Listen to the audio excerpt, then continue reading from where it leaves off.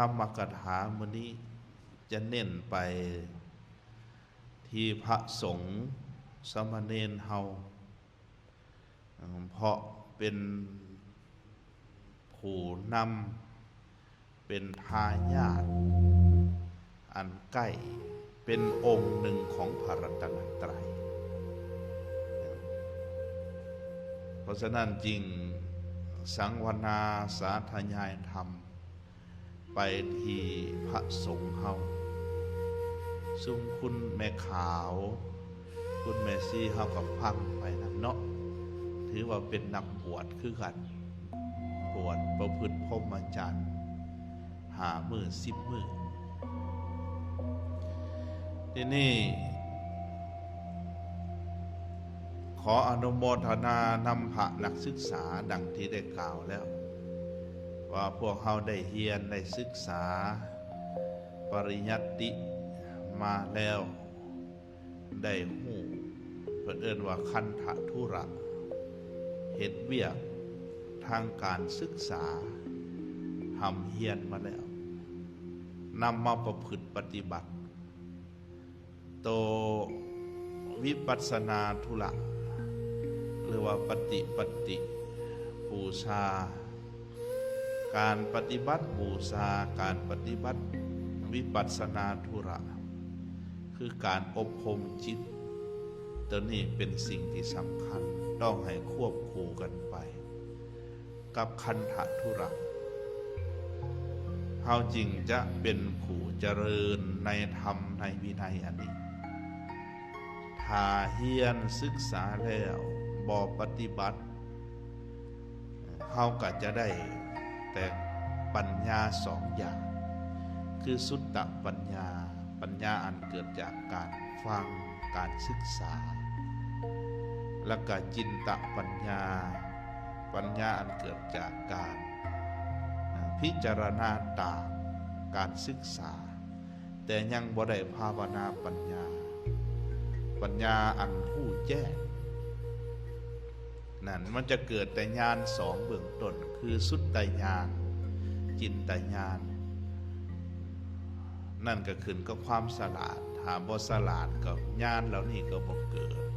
ก็ได้แต่ความจำได้แต่สัญญาทีนี้เมื่อได้มาปฏิบัติได้มาประพฤติปฏิบัติแล้วมันจะเกิดภาวนาญาณหรือวิปัสสนาญาณเกิดขึ้นจากการประพฤติการปฏิบัตินั้นเพราะฉะนั้นจึงเป็นสิ่งที่สำคัญในการประพฤติปฏิบัติที่นี่การประพฤติปฏิบัตินี่มันรวมลงเบิดก็คือเริ่มต้นจากแสงเริ่มต้นจากสมณสัญญาซะก่อนจุดมุ่งหมายที่บวชทำอีกนะเดิมพระสงฆ์สมณเณรเฮาบวชเข้ามาในพระศาสนาไปขอบวชว่าสัพพทุกขนิสสรณะนิพพานสัสสิกรณัฏฐายะ อันนี้คือจุดประสงค์จุดมุ่งหมายของการบวชจริงๆว่าแต่ว่าบ่มีครูบามานั่งทางหน้านี่เนาะหรือว่าเราเว้ากับแม่ขาวแล้วบ่อยากเข้าปานใดถ้าแม่นมีครูบาเฮามานั่งทางหน้านี่สิเว้ากันคักอยู่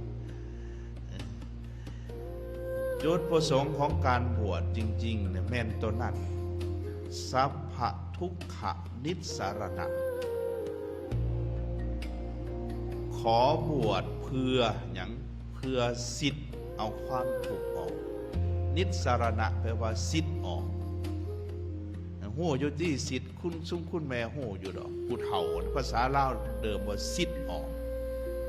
เหมือนกับมันเฮามือเฮามันน้ำติดเฮาก็สิทธิ์น้ำออกของใดติดเฮาสิทธิ์มันออกภาษาประเทศฟังป่วยใหญ่บ้านเฮาเขาว่าสลัดออกบ้านเฮาว่าซิดออกแม่นบ่เพื่อซิดซึ่งความทุกข์ออกสัพพทุกขนิสสรณะเพื่อซิดออกปลดเปลื้องออกซึ่งความทุกข์ทั้งหลายนี่ข้อที่1ข้อที่2นิพพานสัจฉิกิริยายะเ พื่อกระทำให้แจ้งซึ่งพระนิพพานนี่คือจุดมุ่งหมายได้นะตอนขอบวชหลังจากนั้นจึงสมาทานเอาศีลจึงมาสมาทานเอานิสัยนี่ได้แล้วได้จุดมุ่งหมายคนเฮาเกิดขึ้นมาต้องมีจุดมุ่งหมายจุดมุ่งหมายของชีวิตเมื่อใดยังมีกิเลสอยู่จริงมีจุดมุ่งหมายต่างกันแต่พระอริยเจ้าทั้งหลายมีจุดมุ่งหมายอันเดียวกันคือความดับทุกข์ทั้งหลายเพื่อกระทำให้แจ้งซึ่งพระนิพพานพระสงฆ์นี่ชื่อว่าเป็นผู้ถือทุ่งไทรแห่งพระอริยเจ้าครองทุ่งไทรแห่งพระอริยเจ้าจึงมีจุดมุ่งหมายเหมือนพระอริยเจ้าทั้งหลายโดยแห่งกล่าวว่าขอบวชเพื่อจะสิ้นออกซึ่งความทุกข์ทั้งหลายเพื่อกระทำให้แจ้งซึ่งพระนิพพานเมื่อได้ตั้งใจมีจุดมุ่งหมายอย่างนี้แล้วจึงขอศีลขอนิสัยเมื่อได้ศีลได้นิสัยมาได้คล้องผ่ากาสาวะมาแล้วอุปัชฌาย์เอาให้แล้ว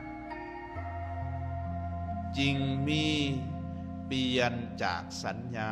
อริยสัญญาเกิดขึ้นนั่นคือเปลี่ยนสัญญาจากหีนภาวะมาเป็นอริยภาวะมาเป็นสมณสัญญาเริ่มต้นของการบวชพวกเขาประกาศจุดมุ่งหมายแล้วมาตั้งต้นอยู่ที่สมณสัญญาคือจำหมั่นถือไว้ว่าเฮาเป็นสมณะของฆราวาสเพราะฉะนั้นเมื่อเป็นสมณะของฆราวาสนี่คนเรียกว่าให้พิจารณาอยู่เรื่อยๆบรรพชิตนักบวชควรพิจารณาอยู่เรื่อยๆหนึ่งเฮานี้ถือเพศเป็นบรรพชิตแล้วต่างจากฆฤหัสถ์กิริยาใดอาการใดของบรรพชิตแมนให้กระทำกิริยานั่นอาการนั้นบวชเข้ามาแล้วนั่นเฮาเป็นผู้ละบ้านละเรือนออกมาบวชแล้วมีสมณสัญญาอยู่จังสั้นมีความละอายต่อโทษเล็กๆน้อยๆตัวใดเป็นมิจฉาอาชีวะตัวใดเป็นอเนสนาละเว้นสิ่งเหล่านั้นอเนสนาคือการแสวงหาอันบ่ถูกธรรมมิจฉาอาชีวะการเลี้ยงชีวิตอันผิดสำหรับพระสงฆ์สำหรับสมณะคือจะเลี้ยงชีวิตด้วยอาหารบิณฑบาตจะบ่เลี้ยงชีวิตด้วยการไปห้องขอหรือว่าไปหับจ้างแต่จะเลี้ยงชีวิตด้วยอาหารบิณฑบาตเพิ่นว่าปินที่ยาปโภชนังนั่นเมื่อบวชเข้ามาแล้วนะต้องได้อาศัยการบิณฑบาตเลี้ยงชีวิตนี่อันนี้สมณสัญญาคือความถือไว้อย่างหมั่นในความเป็นสมณะของตนเองเริ่มต้นได้มันจริงจะนำไปสู่ศีลสังวรปาติโมกขสังวรศีลสังวรมันจะนำไปสู่ตอนนั้นถ้าสมณสัญญายังบ่เกิดยากเลยครูบาอาจารย์บางองค์บางผู้บวชมาหลายปียังบ่ฝันเป็นพระจังเถื่อหมายความว่าสมณสัญญามันบ่มี บวชบ้าแต่บักดนยังฝันนุงสงนุงเสืออยู่ก็มีนะถ้าว่าฝันนุงผ่าสบงจีวรฝันตัวเองเป็นพระเป็นจัวอันนั้นเหรอมีสมณะสัญญาแล้วได้นะคันยังฝันเอาไปหาเหรียญเที่ยวอยู่เนี่ยไปหาล่มดูสาวอยู่เนี่ยใส่ส่งบักเท่ๆอยู่นั่นโอ้ยแล้วชาตินั่นต้องจะเจริญธรรมมีสมณะสัญญามีความละอายต่อโทษต่อบาปแม้แต่เพียงเล็กน้อยสำรวมระมัดระวังอยู่ตลอดเมื่อมีตัวนี้แล้วมันจะก้าวไปสู่ตัวไหนก้าวไปสู่ปาริสุทธิศีล4ประการปาริสุทธิศีลคือศีลอันบริสุทธิ์4ประการเริ่มจากไส1ปาติโมกขสังวรมีการสังรวมในศีลปาติโมกข์ถ้าสามเณรก็ศีล10ถ้าครูบาก็ศีล227ถ้าพ่อขาวแม่ขาวก็ศีล8นี่ยังเข้ามาบวชเป็นพ่อขาวแม่ขาวนี่คือกันบ่แม่นแต่พระเด้ต้องมีสมณะสัญญาก็คือให้ว่าเฮาก็เป็นนักบวชผู้สละบ้านสละเฮือนถ้าเฮาแท้หัวล่ะได้คันซุ่มแม่เฮานี่ยังบ่ได้แท้นี่ยังบ่ได้ละมาได้อาทิตย์หนึ่งหรือ10 มื้อเนาะมาบวชอยู่10 มื้อแต่ซุ่มคุณแม่นี่อยู่วัดเลยเมื่อเฮาสร้างสัญญาณอันเป็นนักบวชขึ้นมาแล้วพวกเฮาจะมีความละอายเฮาจะไปสำรวมในศีลของตนเองอย่างจัวศีล10แม่ขาวศีล8พระสงฆ์ศีล227แต่ว่าศีลอันเป็นอธิพรหมจรรย์แม่นเริ่มต้นอันเดียวกันเริ่มต้นอันเดียวกันคือจังไดคือบวชมาแล้วเป็นผู้บ่ฆ่าสัตว์บ่เบียดเบียนสัตว์บ่เบียดเบียนห่างกายบ่ทำลายชีวิตนับตั้งแต่เพลหมดตัวแดงแม่งตัวหน่อยขึ้นไปให้มีจิตเมตตาตั้งอยู่ในธรรมคือเมตตาธรรมเมตตาธรรมมันจะเพื่อนว่ามันจะไประงับศีลข้อที่1ให้บริสุทธิ์บ่ให้มันไปเบียดเบียนบ่ให้ไปทำลายสัตว์มีความเมตตาต่อหมู่สัตว์ทั้งหลายเห็นทุกชีวิตมีค่าเห็นทุกชีวิตว่าเป็นเพื่อนห่วมทุกเกิดแก่เจ็บตายในวัฏสงสารสั่งความทุกข์รังเกียจความทุกข์หักความสุขเฮานี่ก็บ่มักความทุกข์เฮาอยากได้ความสุขย่านกลัวต่ออาสญาย่านกลัวต่อความตายชีวิตของพวกเฮาเป็นสันใดชีวิตอื่นก็เป็นสันนั้นถ้าพิจารณาอย่างสี่เห็นตั้งแต่ความเมตตาเห็นแต่ความหักเลยถ้าบ่พิจารณาธรรมบ่เห็นโจโตโยนิโสมนสิการะนี่แหละคือการพิจารณาธรรมเทียบเสร็จตนแล้วผู้อื่นก็เป็นคือกันนั่นศีลมันจะมีโดยอัตโนมัติจะมีความหักความเมตตาปาณีซึ่งกันและกัน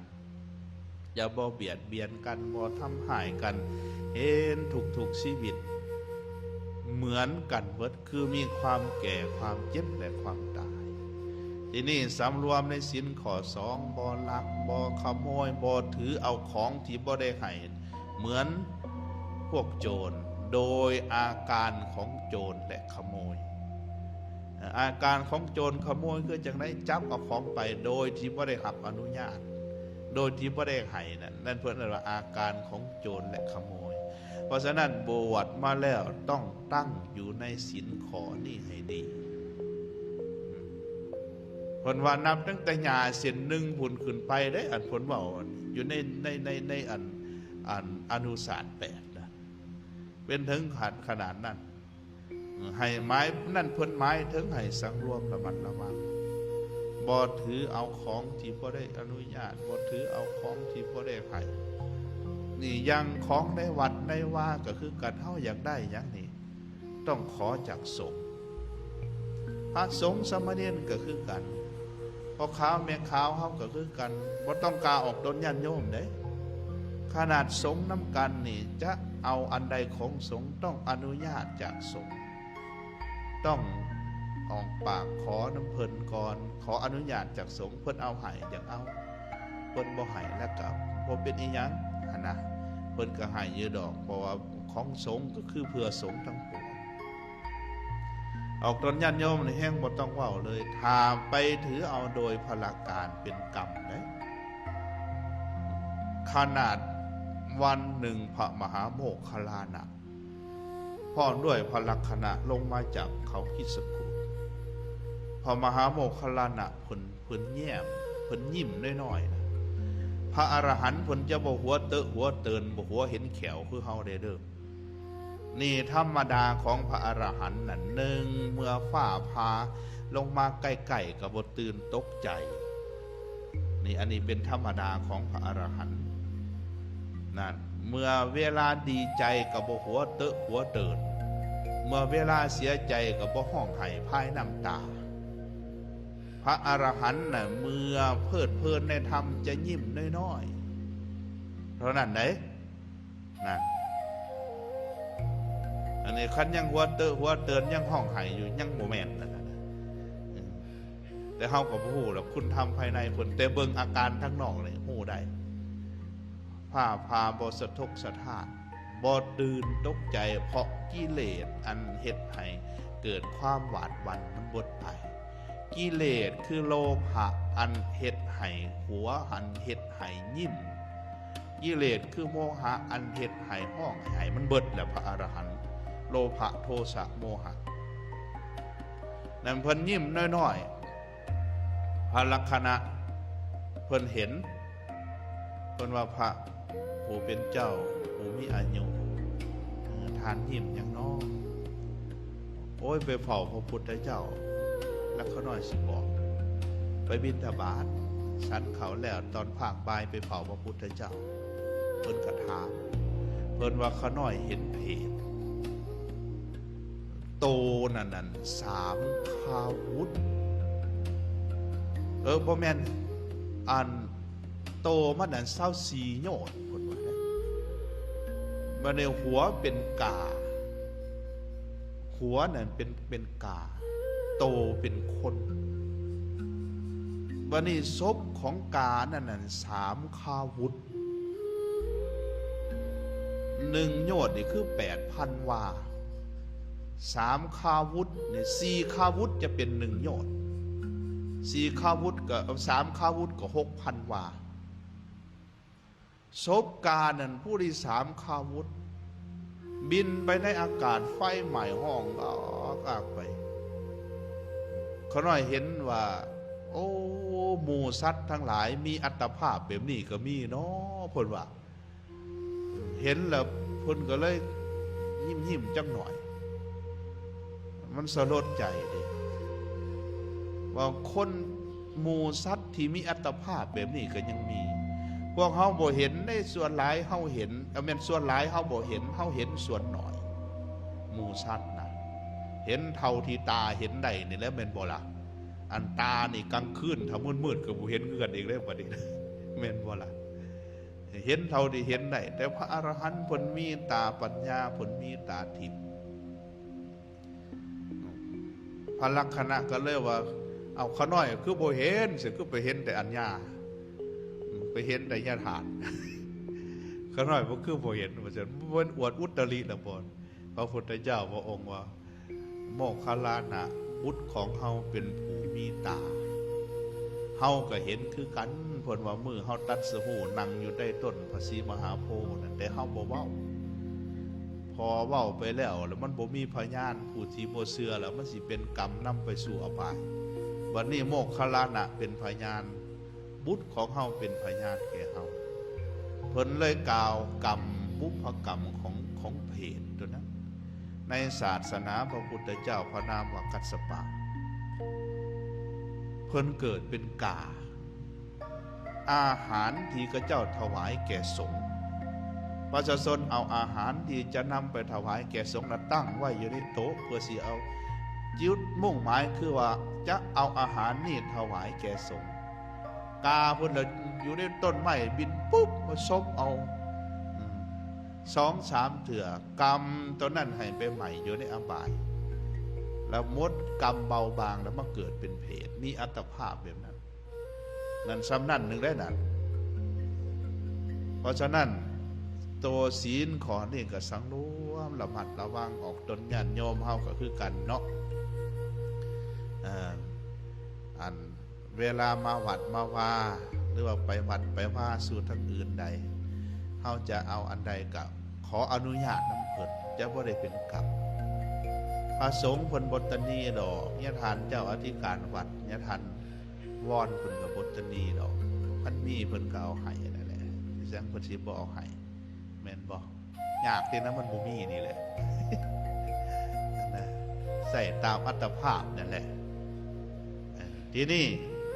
ศีลข้อที่3ประพฤติพรหมจรรย์ได้แก่การงดเว้นจากกามบวชเข้ามาแล้วเป็นผู้งดเว้นจากกามจากเมถุนธรรมจะบ่ทำเหมือนชาวบ้านเมถุนธรรมนี่พระพุทธเจ้าพระองค์ทรงตรัสว่าสมณะนักบวชนี่บ่ควรประกอบสิ่ง2 ประการในธรรมจักรนี่มีอยู่คนแปลอันที่1กาเมสุกามสุขันลิกานุโยโคการมัวเมาบริโภคการเสพกามอยู่นะซึ่งเป็นฮีโนเป็นของต่ำคัมโมเป็นของสาวบ้านปุถุชนิโกเป็นของปุถุชนคนยังหนาอนัตถสันหิโตอนาริโย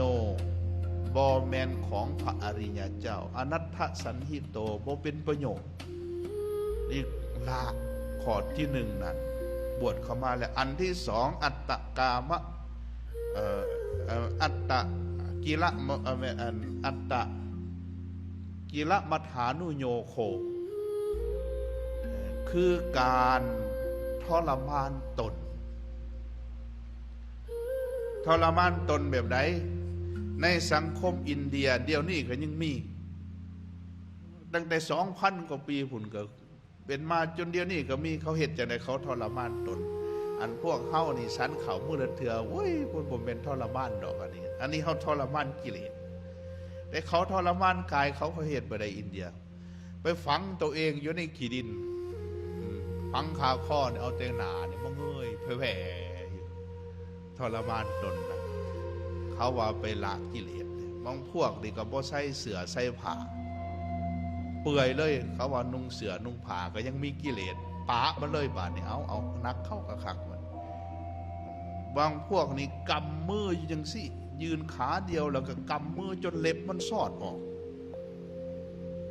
บางพวกนี่อดอาหารอดเริ่มต้นตั้งแต่7 ค่ำเข่าไปพี่ได้1 ค่ำเข่าต่อมืออดลงไปเคิงค่ำเข่าต่อมือจนว่าเม็ด1บัดนี้นะต่อมือแล้วบ่กินบัดนี้เพิ่นว่าแผดเผากิเลสเพิ่นว่านะทรมานกิเลสบางพวกไปเอาขี้งัวมาทาโตแล้วก็กินขี้งัวแห้งก็มีบางพวกก็ไปยืนขาเดียวเบิ้งเพ่งเป็นอาทิตย์แม่นเพ่งพระอาทิตย์เลี้ยวเบิ้งแสงตะเวนบางพวกยามหนาวบัดนี้หนาวกลางคืนไปอยู่บนแจ้งบนมันหนาวมันอยู่กลางแจ้งมันหนาวกลางเว้นแลนเขาไปอยู่ในห่มในป่าบนมันหนาวนี่บางพวกนี่สมทานวัดแบบบ่ใส่มือในการบริโภคแต่ใส่ปากคาบกินบางพวกสมทานวัดแบบย่านคนถ้าได้ยินเสียงคนมาเห็นคนจะแล่นไปลี่ อันนี้เพิ่นเอิ้นว่าอัตตกิลมัฏฐานุโยโคทรมานตนให้ลำบากนะอนัตทุกโขเป็นทุกข์พระพุทธเจ้าว่าอนัตริโยโบเมนของพระอริยเจ้าอนัตถสันหิโตโบเป็นประโยชน์บวชเข้ามาต้องละสองอย่างนี้หลังจากนั้นมัชฌิมาปฏิปทาตถาคเตนะอภิสัมพุทธาจักขุกรณีญาณกรณีหลังจากนั้นมาปฏิบัติตามทางสายกลางอันนี้อันพระตถาคตได้ทรงกระทำให้ผู้ยิงเองแล้วตัดสหูยิงเองแล้วอันจะเห็นให้เกิดญาณเกิดจักขุเกิดญาณนั่นเมื่อบวชเข้ามาจริงต้องละศีลข้อที่3นี่คือละกามละการเสพเมถุนดังคฤหัสถ์นั่นเพิ่นจะมีรายละเอียดเลยพอสงฆ์นี่แห้งมีรายละเอียดเลยสามเณรก็อยู่ในหันละอย่าเฝ้าได้ยังสิเปิดให้ถามปัญหาตอนสุดท้ายตอนนี้อธิบายก่อนแม่จันสุขคนมีแต่เฮาอยากถามมาได้ให้เฮาติ๊กไว้หรอกแล้วสุดท้ายจะเปิดโอกาสให้อยู่เนาะทีนี้เรามาบัดนี้ศีลข้อที่4เว้นจากการกล่าวคำตัวหลอกลวงคำเสียดสีนินทาคำป้อยคำด่าคำหยาบคำที่บ่เป็นประโยชน์ละเว้นวจีทุจริต4ประการเป็นสัมมาวาจาได้นะฉะนั้นบวชเข้ามาแล้วนี่กล่าวแต่คำอันดีงามกล่าวแต่คำอันเป็นประโยชน์กล่าวแต่คำอันเป็นสัจจะสัจจริงคำจริงใดถ้าบ่ถือการบ่ถือเวลาบ่ถือบุคคลก็บ่กล่าวคำจริงใดเมื่อถือการถือเวลาจังกล่าวคำจริงใดบ่เป็นประโยชน์ก็บ่กล่าวได้ความจริงที่บ่เป็นประโยชน์นั่นก็บ่กล่าวนี่อันนี้คือนักบวชเขาปฏิบัติตามคำสอนของพระพุทธเจ้าซึ่งปัจจุบันนี่บางครั้งความจริงบ่เป็นประโยชน์เลยเกิดโทษซ้ำอย่างพวกนักข่าวเขามาเห็นมันนักข่าวประเทศใกล้เคียงเขานี่ไปหาไง่หาแงะเป็นบ่ละข่าวบ่เป็นประโยชน์นะอย่างข่าวพระสงฆ์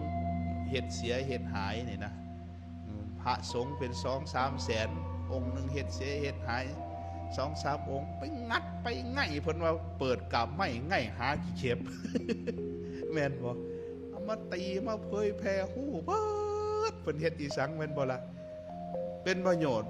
บ่เป็นประโยชน์เลยมีแต่เสื่อมศรัทธาเฮ็ดให้คนน่ะเสื่อมศรัทธาซ้ำญาติโยมเฮานี่ก็บางครั้งน่ะนะแซ่ไว้แต่แท้เห็นปั๊บแซ่ปั๊บโลดจังแม่นเพิ่นอยากแซ่ไว้เพราะฉะนั้นล่ะอย่าสุไปแซ่ไว้หลายอย่าสุไปไล่อย่าสุไปแซ่ไว้หลายคันเห็นมันผ่านมาโอ้มันบ่เป็นประโยชน์แบบนี้นะเฮาฮู้เข้าใจว่าสัจจะสัจจริงของโลกว่าคนเฮาถ่ายยังบ่ถึงพระอริยเจ้ามันผิดมันพลาดได้ไผกับผิดได้คือกันคนเฮานี่มีทั้งดีทั้งชั่วแม่นบ่ล่ะโลกนี่คือบอนสนามทดลองของกิเลสและคุณธรรมผู้มีปัญญาหลายกับ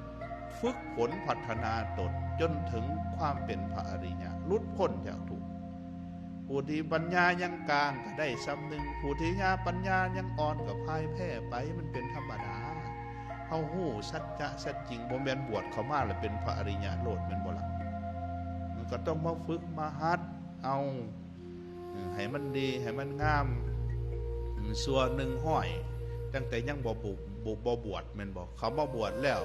สัวลดลง50เนี่ยมันก็ยังดี50แม่นบ่สัว50บัดนี้ประพฤติไปภาคเพียรไปสัวลดลงไป60สัวลดลงไป60ความดีเพิ่มขึ้น60เนาะยังเหลือ40บัดนี้นะก็พิจารณาเห็นจังซั่นเท่ากับละไปผ่านไปเพราะนั้นว่าอยู่ด้วยคำว่าพุทธะ นี่อันนี้ศีลข้อที่สี่นี่สมทานไว้ให้มั่นคงตัวนี้มีโทษหลายเด้โทษทางวาจานี่ถึง4ประการเลยทางกายมีแต่3แม่นบ่ขาสัตว์ลักทรัพย์ประพฤติผิดในกามแต่ว่าทางวาจานี่เพิ่นเว้าตัวหลอกลวงเสียดสีนินทาปล่อยด่าว่าบ่เป็นประโยชน์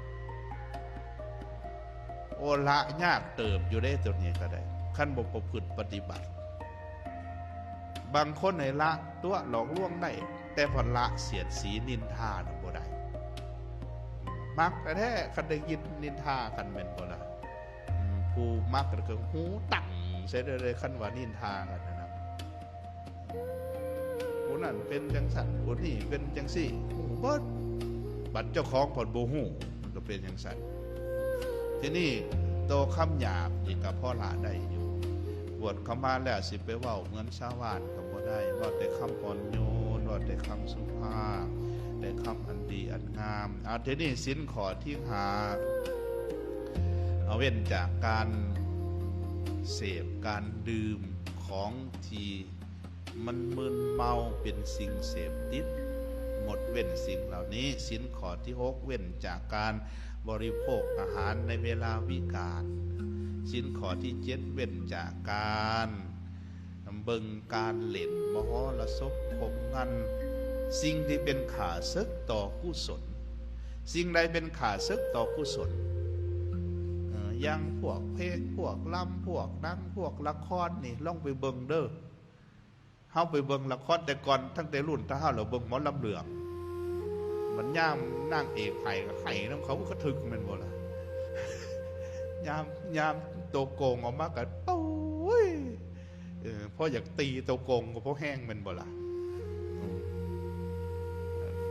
นั่นแหละจิตมันเราขึ้นเราลงตามนั้นแม่นบ่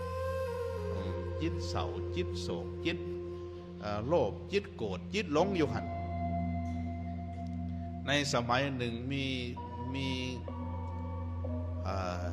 นายบ้านชื่อว่าคามินี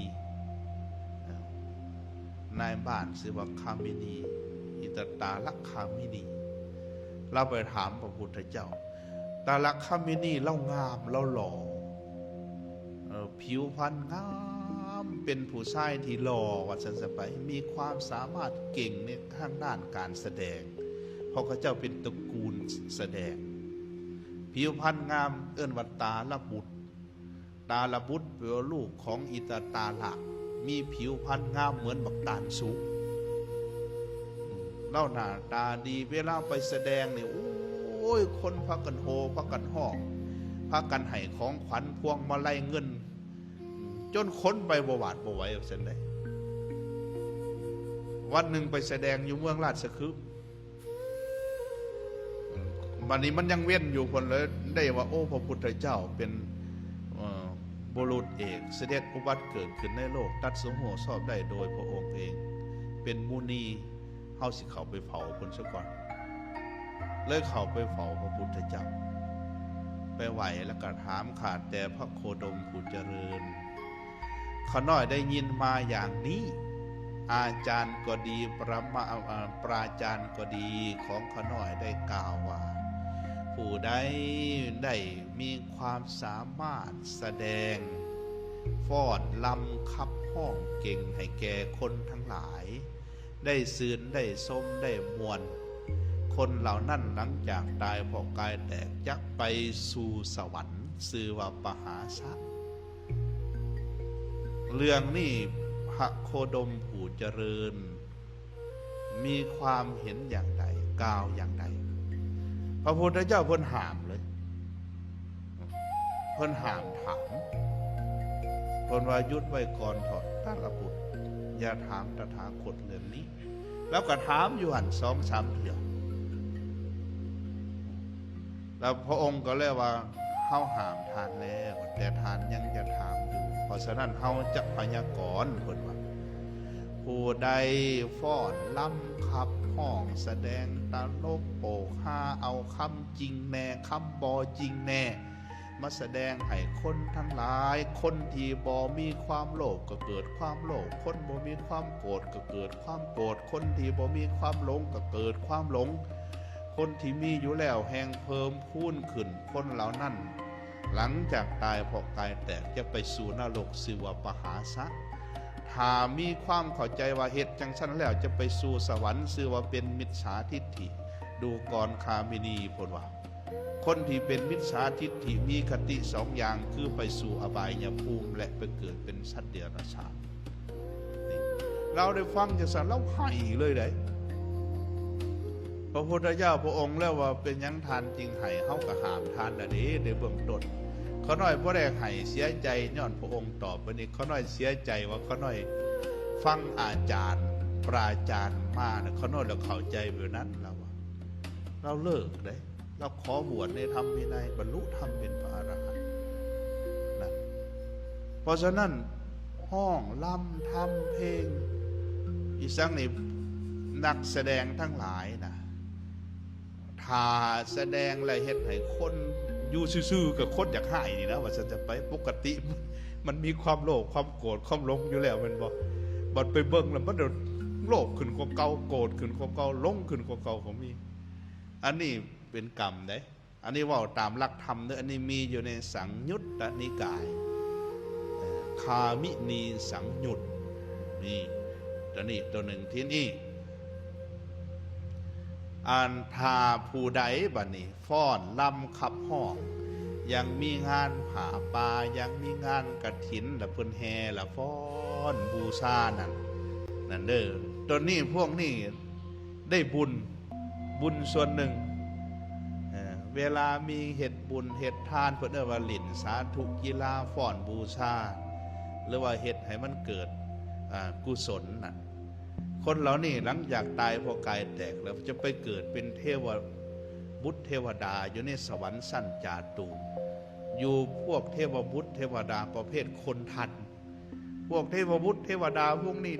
ลิ้นดนตรีเก่งมีงานแห่งานฉลองในสวรรค์แม่นคนไปอันสุพจน์นะพวกนี้บ่เห็นบ่ปัญจสิกขรเทวบุตรเป็นคนทันคนมีพินบกตูม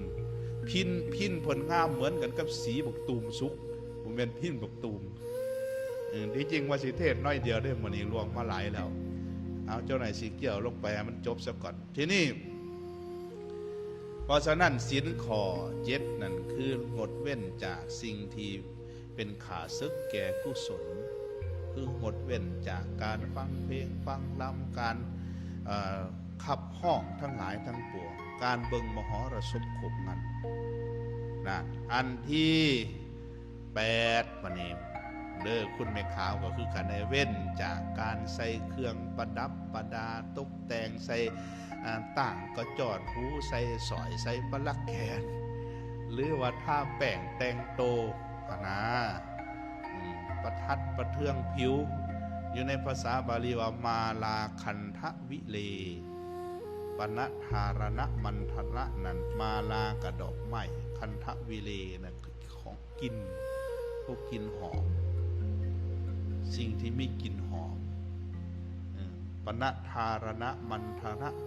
คำว่าทารณะไปว่าทรงก็หมายถึงการไปทัดธงดอกไม้สมัยก่อนเป็นบอกประดับประดาตกแต่งห่างไกลกับห่วยเอาดอกไม้แล้วมาเห็นมาคู่มือนี่มันสั้นสมัยกว่าเก่าเป็นเครื่องประดับหลายกว่าเก่ามันธนะทาเอาน้ำมันมาทามาพัดผิวให้สวยให้งามนี่เว้นจากสิ่งเหล่านี้ข้อที่9อุจจาสัญญนะมหาสัญญนาเว้นจากการนอนบอนสูงบอนใหญ่และข้อที่10จึงชาตรูปรสัตตปฏิกหานาเว้นจากการถือเอาเงินเอาคำนั่นเพราะฉะนั้น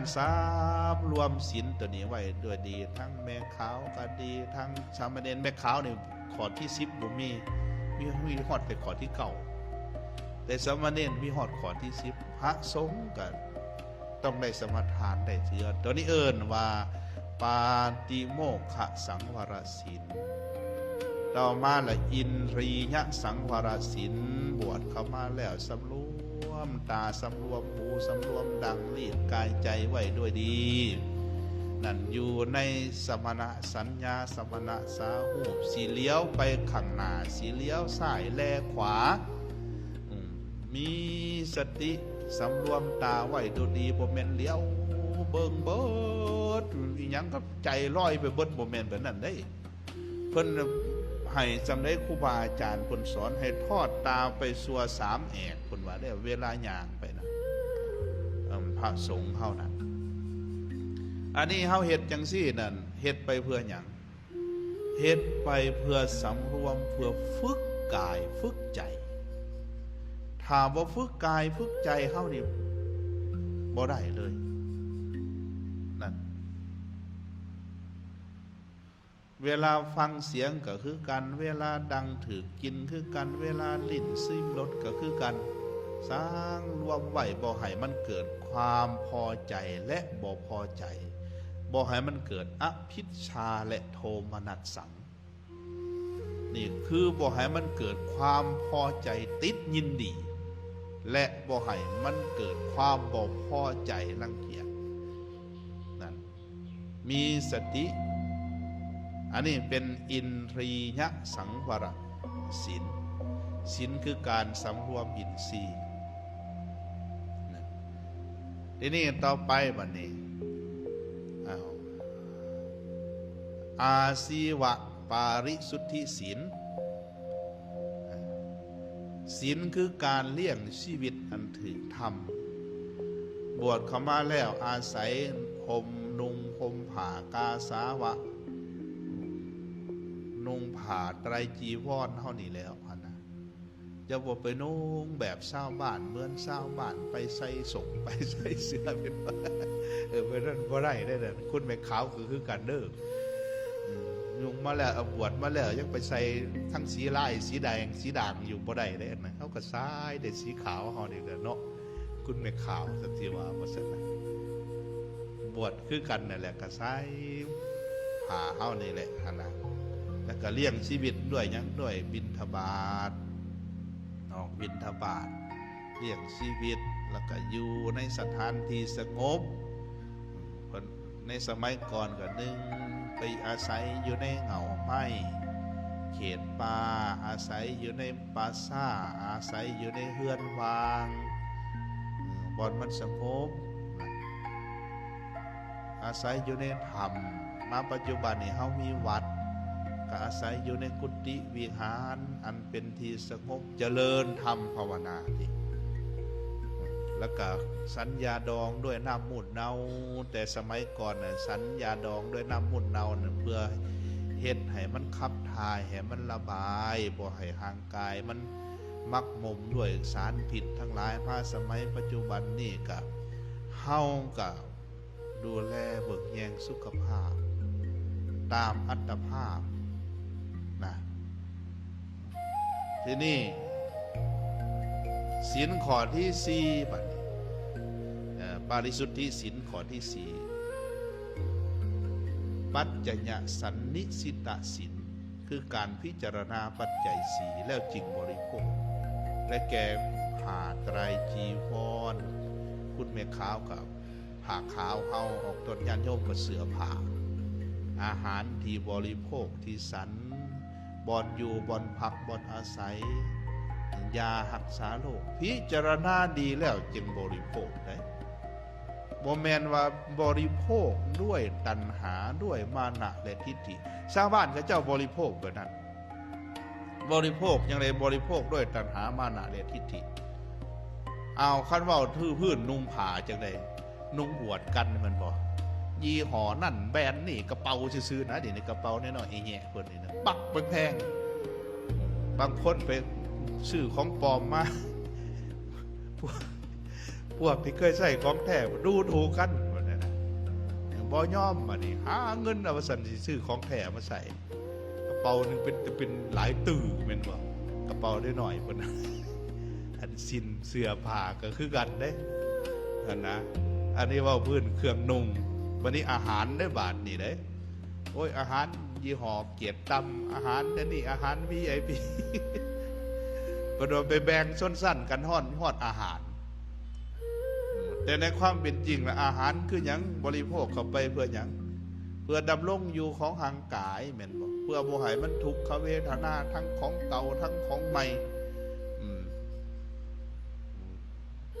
ดำรงชีวิตอยู่แล้วเพื่อประพฤติพรหมจรรย์เพื่อประพฤติสิ่งที่ดีที่งามสิ่งที่เป็นประโยชน์ประพฤติสิ่งที่ประเสริฐนั่นพิจารณาจังสันเลยแต่ว่าทั้งโลกเขาบริโภคกันจะได้อาหารบริโภคกันตามตัณหามานะการถือตัวทิฏฐิคือความเห็นว่าข่อยดีกว่าของข่อยดีกว่าของข่อยเลิศกว่านะถ้ายังเป็นอยู่จังสั้นแหละแม่นยังบอกเขาไก่ทำเลย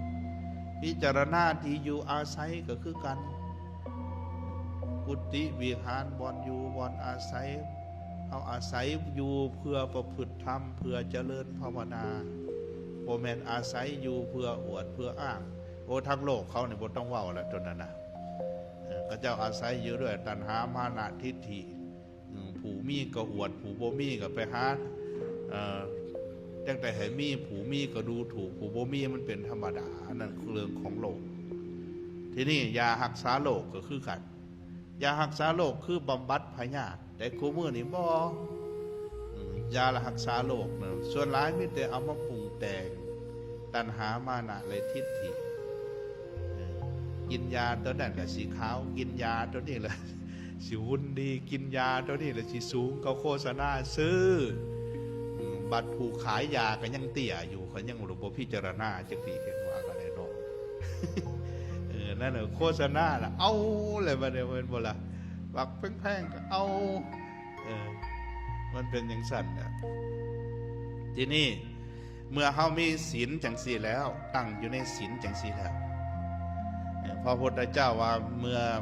ใดมีศีลตั้งอยู่ในศีลจังสี่แล้วจิตมันจะสงบมันจะเป็นสุขมันจะเกิดปีติเมื่อเกิดปีติคือความอิ่มอิ่มใจนะเกิดปัสสัทธิความสงบใจอารมณ์สมาธิเกิดขึ้นเมื่อสมาธิเกิดขึ้นแล้วมันจะพิจารณาสังขารทั้งหลายทั้งปวงตามที่เป็นจริงยกจิตขึ้นสู่วิปัสสนาเห็นอนิจจังทุกขังอนัตตาและจิตมันจึงจะถอนออกจากกามาสวะภวาสวะอวิชชาสวะได้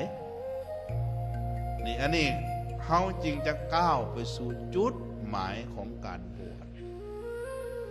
นะเด้อเพราะฉะนั้นเราบวชมาแล้วเขาก็จังว่าสำรวมระมัดระวังโดยเฉพาะผู้บาพระหนุ่มเฮานี่ได้สำรวมระมัดระวังบางองค์เพิ่นก็มีรูปหางมีรูปสมบัติงามแม่นบ่ล่ะไม่ออกเห็นก็คือว่างามเท่เด้เพิ่นว่านะกับบางครั้งนี่ความงามนี่ก็เป็นโทษคือกันในเด้อความขี้ร้ายก็เป็นโชคดีอันหนึ่งได้คุณแม่อาตมาก็มาคิดอยู่ได้โอ้ยเฮาตุ้ยขี้ร้ายๆบ่นี่ก็เป็นโชคดีเฮาเลยอาตมาก็คิดอยู่ได้ความงามมันบางครั้งก็เป็นโทษจังไดหนึ่งตัวเองก็หลงในรูปตัวเองไปแย่งแหวนย่ำได้โอ้กูคือมางามแท้เนาะเพราะว่าแม่นบ่ล่ะไม่ออกก็ได้พระสงฆ์ก็โอ้คุณยังรออยู่ได้ดีเนาะเพราะว่าไปมีทรงผมนี่แห้งสิกว่านี่ได้นี่แน่จิตมันไปทั้งพุ่นแล้วได้สองผู้อื่นก็หลงอันความงามนี่เฮาบ่เบิ่งโทษมันก็มีอยู่แต่คุณมันก็มีอยู่คันบ่หลงบัดนี้ความขี้ร้ายกับบางครั้งก็มีคุณหนึ่งเจ้าของก็บ่หลงตัวเองบ่ติดอยู่ในรูปตนเองสองคนอื่นก็บ่ติดอยู่ในรูปตนเองแม่นบ่เพราะฉะนั้นล่ะตัวนี้ต้องได้พิจารณาอีกเมื่อได้บวชเข้ามาแล้วต้องระวังภัย4ประการนี่ นี่จึงจะรอดพ้นได้นี่ไพ่หลายถ้าได้ลุงเนนดูถ้าเฮาได้มีไพ่ได้บวชอ่อนพวกฆราวาสนี่บ่ต้องเว้าเลยนั่นนะไพ่หลายมีไพ่หลายมีทุกข์หลายมีหนทางมาแห่งบาปหนทางมาแห่งทุลีคือบาปหลายการที่เป็นของฆราวาสที่จะประพฤติพรหมจรรย์ให้บริสุทธิ์บริบูรณ์เหมือนสังฆัตนั่นบ่แม่นฐานะบ่แม่นโอกาสพระพุทธเจ้าแต่ผู้ใดสละบ้านสละเฮือนออกมาแถบผมแถหนวดแล้วนุ่งห่มผ้ากาสาวะประพฤติพรหมจรรย์นั่นเป็นฐานะเป็นโอกาสที่จะประพฤติพรหมจรรย์ให้ถึงที่สุดแห่งทุกข์ได้เพราะฉะนั้นบวชเข้ามาแล้วต้องระวังภัยอีกได้ป่ะนี่ทางฆราวาสนี่ภัยหลายการเขามาบวชนี่ภัยหน่อยลงภัยอันเกิดจากอาสัญญาภัยอันเกิดจากการเบียดเบียนกันภัยอันเกิดจากการทำบาปเพราะการเลี้ยงชีวิตเอาเป็นฆราวาสเพราะขากับขาเพราะลักกับลักได้แม่นบ่ล่ะเพราะถือเอาเพราะสอเพราะโกงก็เฮ็ดไปนั่นแหละนะอยากได้อยากมีดิตัณหามันบีบคั้นแต่บวชเข้ามาแล้วมาอาศัยอยู่ในธรรมวินัยประพฤติพรหมจรรย์ปฏิบัติแต่ก็ยังมีภัยอยู่เลยคันตราบใดบ่ถึงพระอริยะนี่แมนยังมีภัยอยู่แต่ภัยของพระสงฆ์ก็ต่างกันอีกกว่านี้ต่างกับภัยฆราวาส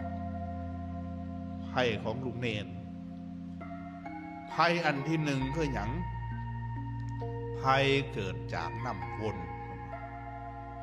ได้แก่หยังได้แก่การเบื่อหน่ายในการฟังคำสั่งสอนครูบาอาจารย์สอนให้ประพฤติปฏิบัติมันเบื่อแต่ละมื้อแต่ละเว้นมีแต่สูตรจังสี่มีแต่เฮ็ดจังสี่แม่นบ่ล่ะมีแต่สอนมีแต่ว่าโอ้ยเบื่อนี่ภัยตัวนี้อันหนึ่งไหนมันจึงเป็นอีหยังบวชเป็นหลายห้อยเพราะกันแตกซิกเวิร์ดเนี่ยยังเหลืออยู่น้อยเดียวภัยตัวนี้แหละภัยอันเกิดจากความเบื่อความนายอันนี้แหละถ้ามีสติเดี๋ยวหูทันมันน่ะได้เลยหูทันอารมณ์เฮ็ดจังได๋สิหูทันอารมณ์ได้เกิดจากการปฏิบัติธรรมการปฏิบัติธรรมมีสติมีสัมปชัญญะหู้ซึกตัวอยู่ตลอดอารมณ์อันใดมันเกิดขึ้นมาในจิตในใจหู้ถ้าหู้แล้วมันจะละ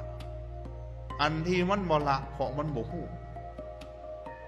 นะอารมณ์ใดเกิดขึ้นมาความดีใจความสุขใจความเสียใจความโศกความเศร้าอารมณ์ความเบื่อความนายอารมณ์ฮึกเหิมอย่างต่างๆมันเกิดขึ้นหู้มันหู้แล้วเนาะบางทีอุทานผู้เดียวก็ได้อารมณ์มันได้เกิดอย่างขึ้นว่าหู้แล้วเนาะอย่างสิคุณแม่รับดับไปได้คันเฮามีสตินี่ไพ่ตัวที่หนึ่งนี่มันเข้ามาเลยต่อมาไพ่คือคลื่นไพ่อันเกิดจากคลื่นมันเป็นจังไรล่ะไพ่อันเกิดจากคลื่นได้แก่การไปติดไปยินดีอยู่ในกามไปขึ้นไปเฮือนไม่ออกไปบ้านไม่ออกไปเห็นเขามีเฮือนงามมีสถานที่หรูหรามีบ่อนอยู่บ่อนนอนมันคือมาขักแต่บัดกูคือไปนอนกุฏิอีเงะแท้ไปเห็นกับเบิ้งอยู่นี่แหละเป็นบ่ไปเห็นเขากินสบายเขากินของดีไปเห็นเขาใส่สงใส่เสือใส่ผ้าใส่สินงามๆใจลอยไปอยากใส่คือเขาเด้อยากเป็นคือเขาเด้อันนี้มันว่าภัยคือคลื่นความปล่อยจิตปล่อยใจให้ลงไหลไปตามกามคือหู้เสียงกลิ่นรส ภัยที่สามบัดนี้นะภัยอันเกิดจากแข่ใหญ่กลุ่มพีภัยคนว่าภัยอันเกิดจากแข่ใหญ่ได้แก่อันไหนได้แก่ความเห็นแก่ปากแก่ท้องบ่ฮู้ประมาณในการบริโภคยิ่งไปบริโภคอาหารเกินเวลาไปบริโภคอาหารในยามวิกาลเฮ็ดให้ล่วงละเมิดสิกขาบททั้งหลายนี่อันที่สี่นี่จังแม่นภัยอันเกิดจากป่าห้ายป่าใหญ่ได้แก่อันไหนได้แก่ไม่ยิ่ง ได้แก่มักไม่ออกไม่ขาวกับมักพอออกก็สิเบิดนั่นแหละซุ่มคุณแม่นี่เนาะ มันไข่นั่นแหละเนาะคุณแม่เนาะก็ยังไม่ออกขั้นว่าคุณแม่ขาวผู้สาวนี่สิแมนอยู่คือซุ่มคุณแม่นี่คือสิปนเป็นตาสนมันน่ะล่ะนะมันว่าแม่ขาวน้อยนี่สิแมนอยู่ไปเห็นลูกเน่นบ่าวกันว่าคือบ่งามแต่เนาะเพราะว่าได้นะเป็นอย่างสั่นอันไพ่ตัวที่สี่นี่ไพ่อันเกิดจากแข่ใหญ่โมเมนต์ไพ่อันเกิดจากป่าห้ายก็เอาไปได้แก่ผู้หญิงตัวนี้ต้องได้สำรวมระวังได้เดี๋ยวนี้มันอยู่กันบ่ได้เดี๋ยวบางองค์บวชมาบัก10-20 พรรษาแล้วอายุ40 ปี40-50 ปีก็ยังถึกป่าใหญ่ขาบไปมันบ่รอดในสมัยหนึ่งเอาใกล้สิจบแล้วล่ะว่าสิเทศน้อยเดียวได้เนี่ยมันลวงมาหลายเลยนี่นะอันผู้เทศนี่นะคือข้าวเดียวแต่ผู้ฟังในที่บาทนี่มันโบราณเป็นชั่วโมงก็มี เอาเล่าเรื่องพระสุนทรสมุทรให้ฟังซะก่อนเนาะเพราะให้ลูกเน้นเอาไปเป็นแบบเด้อคู่วาก็คือกันพระสุนทรสมุทรเถระเพิ่นนี่เป็นลูกมหาเศรษฐีอยู่ที่เมืองสาวัตถีเป็นลูกชายเดียวพัฒนาตากะดีมีทรัพย์อยู่40 โกฏวันหนึ่งนี่เพิ่นเป็นบ่าวได้กำลังงามเป็นบ่าวเป็นแต่แยงคือกันกับครูบาจัวใหญ่เนี่ยเห็นคนทั้งหลายถือเข่าตอกดอกไม้ไปวัดประเสฐตะวันไปฟังธรรมว่าคนก็ไปหลายแต่เหยซุ่มนี้ก็เลยไปน้ำไปว่าไปตามกระแสไปตามกระบวนการไว้เดี๋ยวพอนั่งฟังธรรมอยู่สุดท้ายพุ่นน่ะนั่งฟังธรรมแล้วเกิดความเหลื่อมใสศรัทธาเกิดเห็นโทษในฆราวาสในการบริโภคกามเมื่อพระองค์แสดงธรรมจบลงแล้วคนกลับไปเพิ่นกับเขาไปไหวพระภูมิพระภาคเจ้าของเขาขอบวชพระองค์ว่าในธรรมวินัยนี้เฮาได้บัญญัติสิกขาบทว่าผู้ใดจะมาบวชต้องอนุญาตจากมารดาบิดาผู้ปกครองก่อนให้ทานกลับขึ้นไปอนุญาตจากมารดาบิดาก่อนแล้วก็กลับไปโอ้ยพ่อแม่มันบ่ล่ะลูกกำลังงามกำลังเป็นแต่แยงพันมีลูกชายเดียวมันสิเป็นจังไดสุนทรสมุทรนั่นแปลว่าผู้มีความงามอันประมาณบ่ได้ดังมหาสมุทรจะงามสำใดแล้วเนาะก็สิรออะไรเติบแล้วก็สิพระเอกไงนั่นติคนจะว่าผู้มีความงามอันประมาณบ่ได้เหมือนมหาสมุทรนั่นพ่อแม่มีลูกชายเดียวทรัพย์สมบัติ40 โกฏกำลังเป็นบ่าวกำลังงามได้ยินลูกว่าจังสั้นหัวใจว้าปลุแล้วแม่นบ่ล่ะ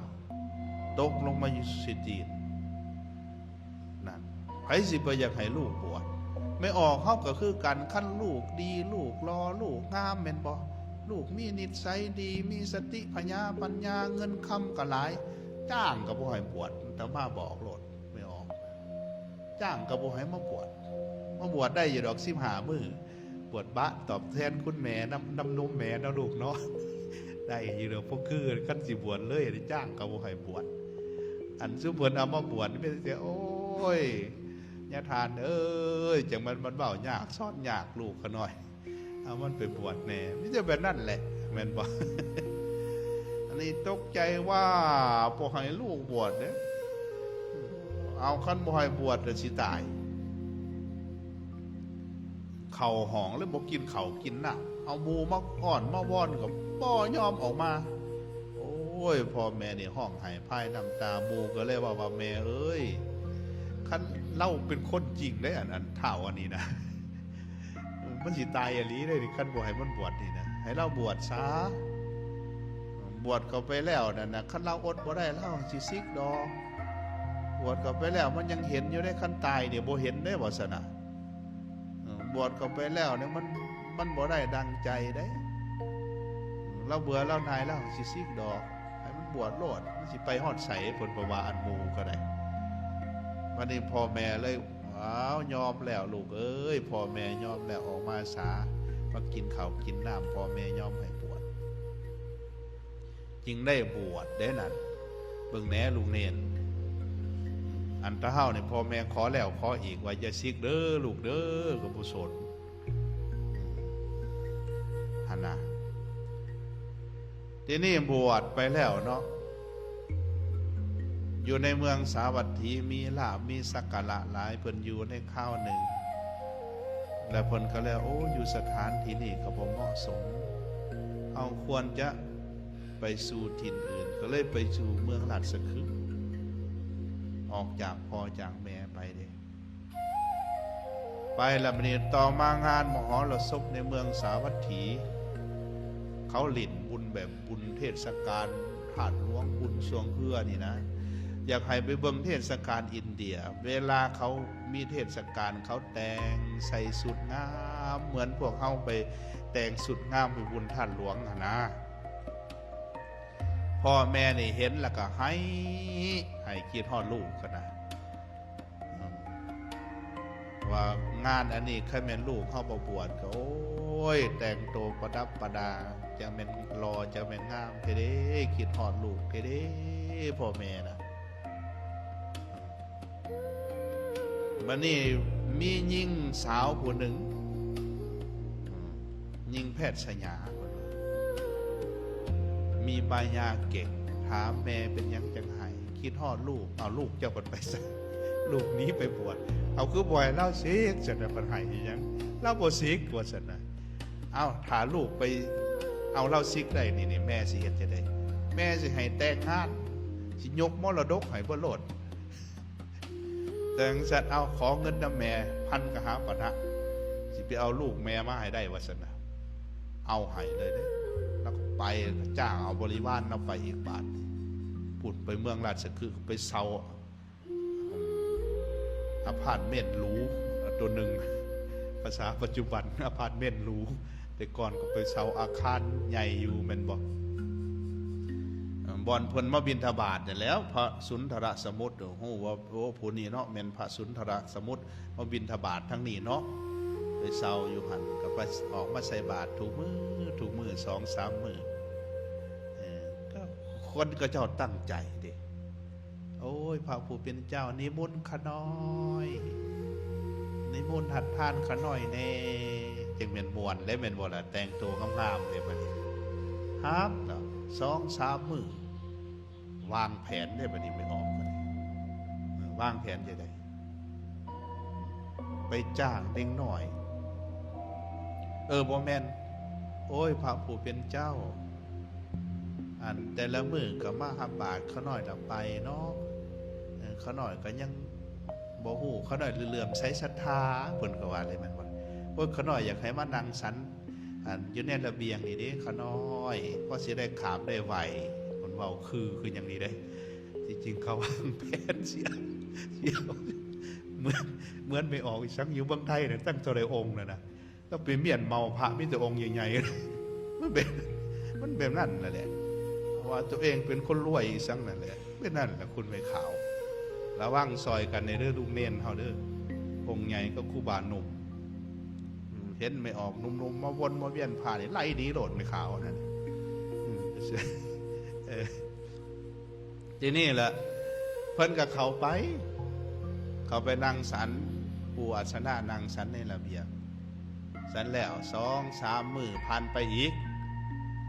เพิ่นกับเอาขนมไปจ้างเด็กหน่อยแล้วไม่ออกกันนะเอาสู้บัดเวลาพาองค์นี้มาน่ะนะเพิ่นสิชั้นเข่าให้สูมันแซวมันหวานขี้ฝุ่นอยู่ในนี่ก็ทึกเด้อเพิ่นว่าเด็กน้อยมันก็เฮ็ด เพิ่นก็นั่งชั้นอยู่ในระเบียงเด็กน้อยกลุ่มนั้นเขาก็มาแซวหวานขี้ฝุ่นใส่กันแม่นบ่มันก็ควันกลุ่มใช่เพิ่นก็หนีนำแม่เด็กน้อยซุมนี้มาเฮ็ดหยังอยู่นี่เนี่ยเขาก็บ่หนีเพราะว่าเพิ่นวางแผนเฮ็ดเพิ่นก็โอ้ยพระผู้เป็นเจ้าเอ้ยแล้วมื้อต่อมากันพระผู้เป็นเจ้าเอ้ยเมื่อวานนี่นะ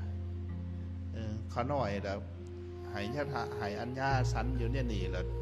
เล็กน้อยมากวนมาบานขี้ฝุ่นมันเปื้อนมันเปอะมันสกปรกนิมนต์เขาไปสันทั้งได้เฮือนขาน้อยแล้วเข้าไปอีกแล้วอันนั้นเพิ่นเป็นนางสันอยู่ในเฮือนเพิ่นได้เท่าไหร่2-3 มื้อผ่านไปเพิ่นก็ไปจ้างกลุ่มพวกเด็กน้อยซุนั้นอีกแล้วเอาขนมจ้างเด็กน้อยมันบ่ฮู้ที่เพิ่นบ่ฮู้แผนให้ได้เจ้ามาแซวอีกเด้อนะพากันหยอกกันไล่กันให้เสียงดังๆว่าซั่นนะเฮ็ดแล้วเพิ่นเฮ็ดตั้งติว่านี่แม่สูงมาแซวหยังอยู่นี่ อันนั้นเขาก็บ่หนีเด็กน้อยวันมื้อใหม่มาก็โอ้ยพระผู้เป็นเจ้าขน้อยคือเห็นน่ะล่ะเด็กน้อยมันวนมันแซวหลายขน้อยพุ่นขึ้นไปชั้นอยู่พุ่นน่ะทึ่งพระศาสตร์สั้น7พุ่นขน้อยอัดประตูไว้มันจะเงียบขึ้นไปในขณะขึ้นไปแล้วก็อัดประตูล็อกแล้วสิเมียนพระให้มันแล้วนะอีนายนี่กระโพดซะเด้เนี่ยว่าขึ้นไปฮอดพุ่นระเบียนท่าที่ใหม่ได้บัดนี้แสดงมายายิ่งได้บัดนี้มายายิ่งเด้อลุงเนนครูบาเฮาสิบอกไว้เพราะเขาได้ฮู้แน่แล้วเจ้าบ่ฮู้ทันมายาเขาเจ้าได้สิแม่นอยู่บ่แม่คุณแม่เด้อ1ละแม่นแกะเล็บจังซี่ก็แม่นมายาเขาได้เอาเล็บแกะจังซี่ล่ะ2ละยิกคิ้วลิวตาทำกระซิกกระซี่แล้วก็อีกอย่างอีกวันนี้ยืนหน้าเขาไปใกล้จูบเด็กน้อยให้เด็กน้อยจูบนี่ก็แม่นเบิดได้ยกเด็กน้อยขึ้นวางเด็กน้อยลงหัวยิ้มเฮ็ดให้เปิดเผยบ่าเปิดเผยนมนั่นเฮ็ดให้เปิดเผยสะดือเฮ็ดให้เปิดเผยขาบิดกายแม่นมายายิงเมิดลุงเนนเด้อผู้พาเฮาน่ะคันผู้สาวใดมันมาอุ้มหยอกเล็กน้อยเฮ็ดมาจูบเฮ็ดมาหัวมันมาล่อแล้วนี่พี่หนีไว้จังซั่นน่ะอ้าวแท้ได้ทันนี่เด้จังซั่นน่ะติดมายาเขาไปคือกันได้เพิ่นเกิดความสลดสังเวชใจเลยพระสุนทรสมภพโอ้ยเฮาพอติดในรสอาหารจริงขึ้นมาจนฮอดยอดปราสาทพิจารณาธรรมเลยระลึกถึงศีลของตนเองนั่งสมาธิเลยพระพุทธเจ้าอยู่วัดประเชตวันพุ่นนะจากเชตวันเมืองสาวัตถีฮอดราชคฤห์มันหลายกิโลเมตรหลายโยชน์เด้พระองค์ทรงแย้มพระโอษฐ์พระรัศมี6สีหุ่งออกจากพระทันตธาตุพระแขวแก้วพระอานนท์ทูลถามว่าเหตุอันใดเนาะพระองค์ทรงแย้มพระโอษฐ์อานนท์เฮาเห็นสงครามระหว่างพระภิกขุสุนทรสมุทรกับนางยิ่งแพทย์สยากำลังทำสงครามกันสงครามกิเลสนะบนเมนไปตีกันดอกเพิ่นกันเลยว่าจังสั้นผู้ใดศิษนะขน้อยพระศิษนะพระพุทธเจ้าว่าเพิ่นแผ่รัศมีวาบไปได้ทรงแสดงธรรมหัตถสัญญโตปาทสัญญโตวาจายสัญญโตสัญญัตตโมอัสสัตตระโต สมาหิโตเอโกสันตุสิโต